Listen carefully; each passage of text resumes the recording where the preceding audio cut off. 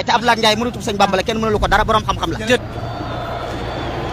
nga chaque jour dañuy wax ne réew mi Bamba ko moom nañ bàyyi Bamba bi ñuy tooñ Bamba moomut réew mi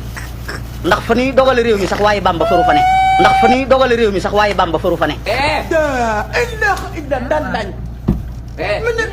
yàlla ma yàlla jéggal barki sëñ Touba loolu jooy naa ci ñaari fan yu tegaloo. xaaral ma naan mais mu sedd ci loolu. duul yaa mën a fen boo yow ak yow man xale bu ndaw bu toll ni yow di fen nii boo màggee foo jëm yow xale bu ndaw bu toll ni yow di fen yu tooy nii ak fen yu toll nii ak fen yu rëyee nii boo màggee foo jëm. woote bi Ousmane Sonko woote altine bii di ñëw ci assemblée nationale ngir càmbar fonds politique yi ak yu ni mel dafa am ñu bëri ñu mu tiidloo ci réew mi ñu mu tiidloo ñoo xamee ni am na ci ñoo xamee ni actuellement dañu nekk ci gouvernement bii nga xamee ni moo jiite réew mi jamono jii ba tax na bi ñu xëyee ñu gis ñu lëkkaloog seen ay journaux yu bëri jug ngir tiital askan wi di wax ni voilà président assemblée nationale Ousmane Sonko dafa am ñu bëgg a singali dafa am ñii ak ñii ak ñii may wax askanu Sénégal ñi leen nañu jàpp ni heure bu ñu xëyee dégg ñu ni politiciens yi nekk ci réew mi jamono ji am na ci ñu tiit askan wi moom dinañu kontaan parce que li tax mooy politiciens yi lenn rek moo leen mën a tiitloo mooy seen intérêt yu menacé wu kese moo leen mën a tiitloo kese moo tax ñun askanu Sénégal sénégalais lambda yi heure bu ñu xëyee dégg ñu ni politiciens yi tiit nañu parce que Ousmane Sonko dafa am lu mu yëkkati ñun suñu xel day dal parce que xam nga li tax mooy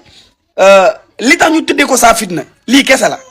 mooy fitna la ci képp koo xamee ni da nga jug ngir yàqal sénégalais yi seenug dund ngir jariñoo seenug moo mel beneen bis des may wax ni woote bi mu woote altine bii di ñëw ci assemblée nationale dëgg la fonds politique yi maanaam li ñuy tuddee caisse noire yooyu noonu lañ ni dinañu ko càmbar googu nag yaakaar naa wurta bett kenn bu ko waa Pastef di def parce que dañ koo diggee woon balaa ñuy yëg ci nguur gi mais càmbar googu jàpp naa ni bu fekkee ni politicien boo xamee ni réew mi dalaa ñor lu war a neex ci yow la lu war a neex ci yow la ba pare du loolu kese moo yëkkati député yi altine même code travail bi ak yeneen yu am solo yoo xam ne lépp ngir njariñu Sénégal député yi dañu fas yéenee jug ngir plénière bi ñu war a def altine ñu boole ko ci lii nekk loo xamee ni jàpp naa ni comme ni ma ko waxee woon léegi rek askanu Sénégal nañu xam ni li ñu doon rêvé depuis 60 ba léegi mooy assemblée nationale boo xamee ni benn député ya fa nekk réew mi da leen di ñor waaye ki leen jiite ñoom député yi réew mi da leen di ñor ñoo ngi koy soog a am ci 2026 bii nga xamee ni Ousmane Sonko mooy wuyoo président assemblée nationale ñu ngi ko ciy soog a am ba pare fonds politique yi ñuy wax pourtant bu nee fonds politique mooy caisse noire assemblée nationale bu fekkee soppeekuwul daan na am caisse noire te assemblée nationale bu amee caisse noire kan moo koy diriger ku dul président assemblée nationale waa léegi kooku bu nee kaay leen ñu càmbar kay li muy càmbarlu génnewu ci boppam amaana moom moo ci jiitu sax lii di gën a woneeti it li ko wuutale moom Ousmane Sonko ak politiciens yi nekk ci réew mi mooy politiciens yi nekk ci réew mi ñoom benn objectif la ñu am mooy sama bopp ma gën a réew mi lu ma réew mi dénk dama ciy jariñu maag sama njaboot Ousmane Sonko nag benn objectif la mooy réew mi ma gënal sama bopp lu ma réew mi dénk dinaa ko xañ sama bopp xañ ko sama njaboot ngir waa réew mi gis ci seen bopp kese. bonjour tonton Diomaye man sa jabaat bu baax bi maa ñëwaat ko ak jom gis naa société civile bi ñii di lan woo naan la kaay wooteel waxtaan ñii naan ay nu mu tudd yàkkamtul pour nga def élection yi tonton Diomaye bu leen déglu de parce que bëgguñu la ndax ñoom ñoo la waroon jàppale si comme ça respecter calendrier républicain bi mais malheureusement comme ñoom ñi taxaw naan ay li yàkkamtul ñeen naa la nga woote waxtaan tonton Diomaye wóor na yàlla amoo loo waxtaan li nga bëggoon waxtaan yëpp waxtaanee ko pare xam nga la moo si des sàmmanteeg sa kàddu parce que actuellement nii dangaa créer parti te parti bi nga taxawal dangaa bëgg nit ñi jox la bopp te sénégalais bokk na ci lu ñuy nawloo doomi aadama mooy ay waxam di méngoo ak ay jëfam ginnaaw nag ba nekkee ci opposition ba yow yaa doon wax que ni président bu nanguta respecté datu élection yi jar na sax dem ba fekk ko biir palais génnee ko pour mu respecté kàddoom bi mu dox sa diggante wa askan wi tonton Diomaye yow moom ñun yéenewuñ la lool xam nga ñun dan laa bëgg naturellement yow su ñun nga bokk léegi nag li ñuy sàkku ci yow mooy nga respecté calendrier républicain bi local yi war a ñëw nga daal di koy taxawal législative bi assemblée bi tamit ñi la naan ay tas ko sax bul la dugal ci loolu parce que boo ko tasee man dama lay wax dëgg de dama laa bëgg moo tax gis nga boo ko tasee doo ci amaat ndam parce que Pastef day ñëw amaat ambaat député yu gën a bëri te su boobaa day gën a méttiwaat si yow léegi xam nga ñuy def da ngay jéem a rafetal ci li des nga daal di bàyyi assemblée mu continuer élection yi nga daal di koy taxawal parce que yow nag vraiment dangaa judd màgg dox maanaam sa lépp dafa teel a sotti macha allah dangaa judd tey màgg tey dox tey am doole tey ñëpp bëgg la Sénégal ñëpp jox la bopp xam nga 557 mairies yi yow nga am si 340 et quelque maanaam yow da ngaa am doole naturellement macha allah léegi nag respecter calendrier bi nga tëgg élection yi dégg nga waaw koy fay Biram Penda waagaan dugg waagaan xaalis waagaan chéri ab sa fay ak keneen ko tudd Marikon voilà bàyyu Ousmane Faye mu ndaw ak bàyyi keneen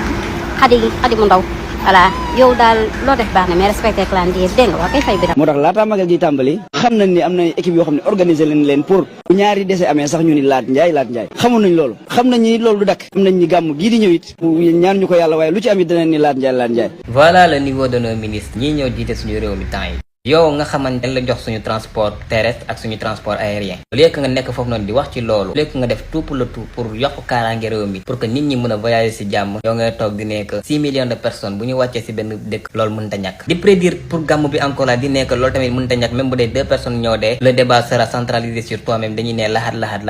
mais laxat yow foo toj yow ban xam-xam nga am wala ban poids politique nga fi am nii ba di nekk yow débat bi dafay centralisé sur toi pour yow puisque 2 personnes ou 3 personnes t'ont attaqué ça veut dire que yow da nga am importance mais laxat yow yaa ngi nax sa bopp da nga yor ministère boo xamante ne nii lépp mun na faa xew lépp loo xamante ni lu bon la nii dina dugg si transport terrestre bi nii yow yaa ko war a sécuriser lépp loo xamante ni lu bon la nii dina dugg si transport aérien bi encore là yow yaa ko war a sécuriser looloo tax ni ñun lépp loo xamante ni defoo ko lu baax ni dañ koy wax au lieu de tenir des discours pareils da nga waroon a taxaw nga ni man sama objectivité en tant que ministre de transport c'est 0 décès 0 accident au moins là-bas on saura que yow da nga am benn conviction ñëw teg ses responsabilités liggéey ak ministre de l'intérieur liggéey ak ministre des forces armées nga ñëw teg ay réformes yoo xamante toute personne boo xamante ni transporteur nga wala toute personne boo xamante ne ni dangaa yor sa oto di dawal comme di la neexee si tali bi comme ça ñu dóor la ay daan loolu lañ xaar si yow mais pas venir aujourd'hui nous casser les tympans avec des discours pareils pour amener tous ces débats là sur ta propre personne alors que ce n'est pas ça soxlawuñu la lijjantiwuñu la parce que tu n'as pas un poids politique bi nga nekkee député encore là tu ne faisais absolument rien du personne ne te connaissait personne ne te calculait laat yow da nga war a xam ni que nous on a rien à t'envier du xam-xam du diplôme du dara bu dee communication la nii on peut communiquer mieux que toi bu dee dara la tamit ni on peut le faire mieux que toi parce que ce que tu es en train de faire comme ça là cela montre juste ton niveau malgré tes diplômes aujourd'hui da nga yor ministère boo xamante ne nit ñi ràññee nañ ko c'est un ministère boo xamante ni c'est stratégique te en plus de cela dafa am ay lobby yu bëri ñu ngi ci ministère boobu noonu donc tey ni da nga war a taxaw benn taxawaay boo xamante ne nit ñi dañ la ci ràññee mais pas venir aujourd'hui là pour nous dire des bêtises yoo xamante personne ne comprend ce que ça veut dire keroog toogoon naa fi ni nekk yow bu la joxoon ministre des cultures religieuses tu pourrais gérer mais malheureusement vu ton niveau de communication tu ne peux rien gérer du tout lii mooy wone vraiment qu'il y a un manque de niveau dans le gouvernement bi nga xamante ne moo nekk di jiite Sénégal instant bi aujourd'hui on voit très bien que il y a un manque de pastef dans ce gouvernement li fi mu jëm ni neexul on a vu des ministres yoo xamante ni ils sont sortis faire des communications catastrophiques di ces genres de bêtises comme ça c'est insulter les morts et les blessés yi nga xamante ne ñoo xewoon ci magal Touba bi lii nii da nga ko waroon a éviter amoo benn importance aux yeux du monde donc s'il vous plaît wàccee leen seen mbagg da ngeen am benn lieu stratégique c'est pour ça qu'on parle travailler comme on vous le demande li nga xamante ne ni loolu nga war a liggéey ni def ko mais li nga xamante ne ni tamit ni sa yoon nekku ci bàyyi li nga dem liggéey ñun loolu la ñuy xaar si yow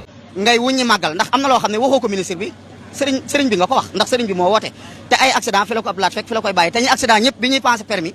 wala ñuy wut visite technique boobu Abdoulaye yorut ministre bi El Malick mi ñuy promouvoir di wax ne moom mooy meilleur ministre moo am xam-xam ku mel ni Cheikh Ousmane Touré nga xam ne Philippe dañ koy neexal rek mu dem ci plateau yi di xas ay gor ak di saaga ay gor ban joxee ministre Abdoulaye la ne amul xam-xam El Malick am xam-xam nañ comparé El Malick ak Abdoulaye nañ dem liquiding Abdoulaye bac plus 1 la am scientifique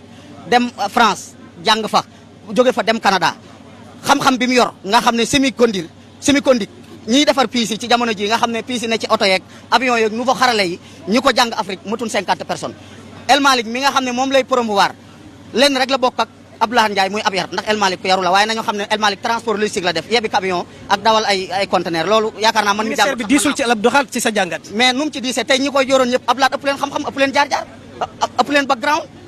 bac S1 ñoom ci ñoom kenn amu ko ci jóge fa dem France jàngale bi mu demee def fa 2 ans masoor la génn ci classe am bac plus 7 jóge fa dem Canada jàngi ku ci tolloog Abdoulaye xam-xam amut ku ci tolloog Abdoulaye ab yar amut ziar naa leen bu baax a baax abonné leen tey nag sama micro bi ñëwul Aziz moom ak lii mu mel ni rek ñoo déggandoo vidéo bi ñu ngi xaar li nga xamante ne rek moom mooy seen réaction ci commentaire yi di leen jaajëfalaat bu baax ci ni ngeen ñiy toppee mën di fi tataane xibaar yi